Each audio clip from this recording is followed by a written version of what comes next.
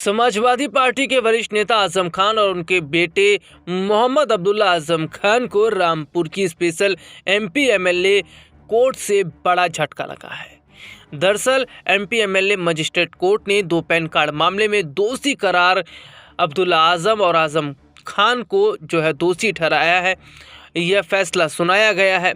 दरअसल साल 2019 में दर्ज इस केस में एक महत्वपूर्ण मोड़ है। इन दोनों पर धोखाधड़ी, जालसाजी और आपराधिक साजिश के आरोप साबित हुए। साल 2019 में बीजेपी विधायक आकाश सक्सेना ने इस मामले में केस दर्ज कराया था।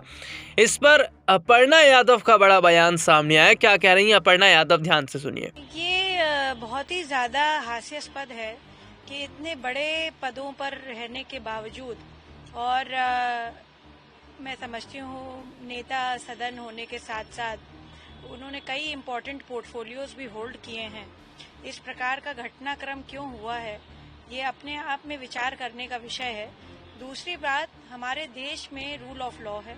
आदरणीय प्रधानमंत्री जी ने यह साफ तौर से कहा गया है कि किसी भी प्रकार का हम अराजकता बर्दाश्त नहीं करेंगे और हर व्यक्ति, चाहे वह खुद भी स्वयं क्यों न हो, अगर इस तरीके की बात आती है तो वह कभी पीछे नहीं हटेंगे। तो मैं समझती हूँ कि हमारे यहाँ देश में कॉन्स्टिट्यूशन है, एक न्याय संविदा है जिसके तहत हर व्यक्ति, वह चाहे राजनेता हो, वह अफसर हो, वह टीचर हो, डॉक्टर हो, चाहे कोई भी व्यक्ति किसी भी भिन्न अंग से आता हो समाज के, तो उसे अगर वह गलत कार्य करता है तो उसे सजा मिलेगी। और उसी के कारण मुझे लगता है कि इन दोनों लोगों को भी 7-7 साल की सजा मिली है, क्योंकि आदरणीय प्रधानमंत्री श्री नरेंद्र मोदी जी कटिबद्ध हैं कि हमें किसी भी प्रकार की अराजकता हम बर्दाश्त नहीं करेंगे। हमारे यहाँ कंट्री में रूल ऑफ लॉ है, हमारे यहाँ कानूनी व्यवस्था है और देश कानून पे ही चलेगा।